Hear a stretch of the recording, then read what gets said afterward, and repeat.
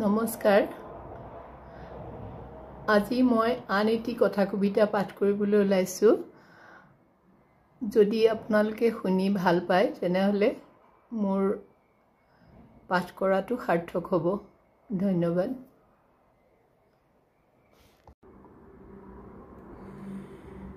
হাঁহিৰ জোখ।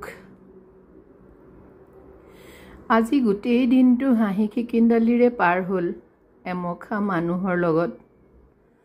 সকলোৰে মনবোৰ ভাল। এৰি দিলোঁ নিজকে এটি শিশুৰ দৰে নিৰ্ভয় মনেৰে, বিশ্বাস আৰু প্ৰত্যয়েৰে। গালোঁ গান বহুতো অতীতৰ কৰি স্মৃতি ৰোমন্থন। সানি ল'লোঁ গালে মুখে অতীত মাধুৰী, বিষাদৰ নাই কোনো ৰেশ।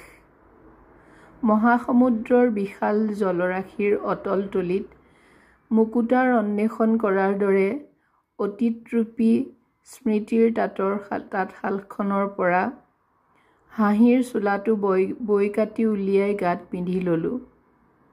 বোধ কৰোঁ তেওঁলোকেও পিন্ধিছিল। আনন্দত মুখবোৰ উজলি উঠিছিল। গধূলিলে এৰা এৰি হ'ম। লাহে লাহে সেমেকি আহিছিল চকুবোৰ।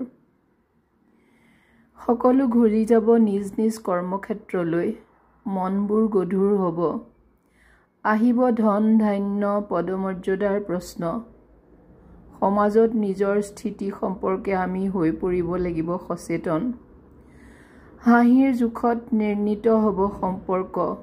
স্মিত হাঁহি, উন্মুক্ত হাঁহি, চকুৰ হাঁহি, তাচ্ছিল্যৰ হাঁহি, হতাশাৰ হাঁহি, অসহায় অৱস্থাৰ হাঁহি, প্ৰবঞ্চকৰ হাঁহি, প্ৰবঞ্চিতৰ হাঁহি, বিজয়ৰ হাঁহি, পৰাজয়ৰ হাঁহি, অনেক হাঁহি।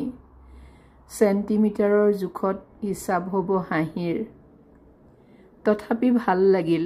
মাজে মাজে প্ৰয়োজন বোধ কৰোঁ উন্মুক্ত হাঁহি মাৰিব পৰা পৰিৱেশৰ জীৱনৰ চকুলোবোৰ লুকুৱাই থৈ। ধন্যবাদ। নমস্কাৰ।